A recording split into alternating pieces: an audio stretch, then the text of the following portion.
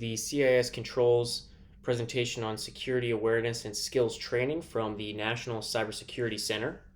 This is control number 14 of the CIS Top 18 controls. Looking at the implementation groups within the controls, a quick explainer here. There's 3 implementation groups.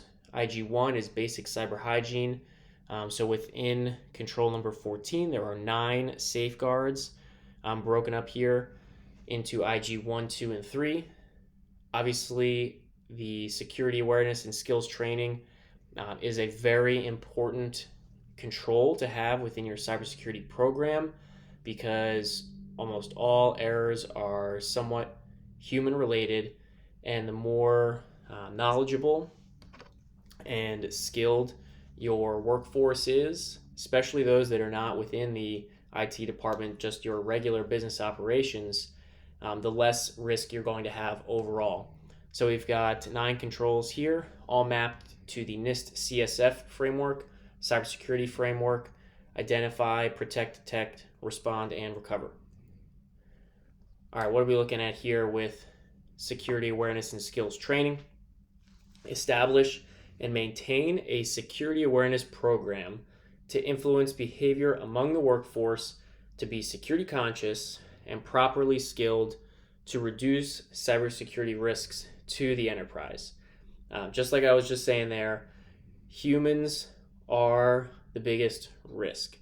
So if you can have a well-trained workforce, you're going to do a lot of the legwork there in protecting yourself from different types of risk, especially with phishing emails as one of the or different types of phishing or spear phishing campaigns that are a huge avenue or a huge attack vector for cyber criminals.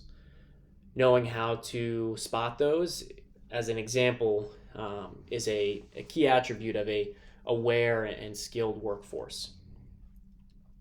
So why is this control critical? Repeat the same thing there. Humans are the largest risk within cybersecurity. All software is designed by humans. All hardware is designed by humans. Cyber criminals are figuring out how to exploit things on differently in an everyday basis, and phishing and social engineering it's way easier to get someone to give you their credentials or give you some clues than it is to have to crack in without valid credentials. So looking at implementation group number 1, we got a couple of slides here. Having a program. How often and what do you do to educate your workforce? At least annually should be a minimum there. But the more frequently and the type that you use is going to be key. Training workforce to recognize social engineering.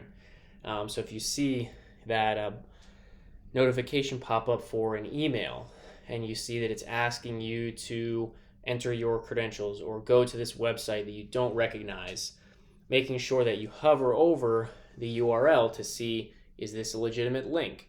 There are some services where you can copy and paste that link into a browser to see what would happen, but clicking on links that you don't recognize, not going to be good for your organization.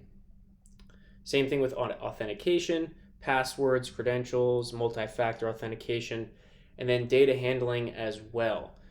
Making sure you have a clean desk, not keeping passwords written down sitting next to your computer, things that people could look over your shoulder at and gain access to without really any effort at all. Implementation group number 1 here as well. So training users on how they could accidentally lead to a data breach. So if that's losing a device, or it's sending an email to the wrong person with confidential information. Same thing with reporting and recognizing and reporting security incidents. If a member in your organization is seeing that their computer is acting funny, that it crashes, that it's crashing and the network is slow, different symptoms there, they should learn how to report that and who should they report that to.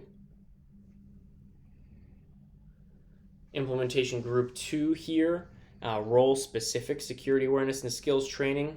So a couple examples here would be training your executives on spear phishing or the types of social engineering they might fall victim to, or members of your sales and partnership staff. I heard a story about a gentleman who was doing a social engineering campaign. He created a fake website with legitimate products and services related to something in this other organization's supply chain. He acted as a salesperson that was trying to set up meetings, and one way or another was given access and information that they would regularly do during the sales process. They gave him access to their network. He was able to sign in and gain access to files, and then reported that back to the executive team. But that would be an example where different roles or departments within your organization might have different threats facing them. So key concepts here: having a program, implementing it, and figuring out how often that's going to be and how it's going to be delivered. And then what type of threats employees are going to face on a day-to-day basis.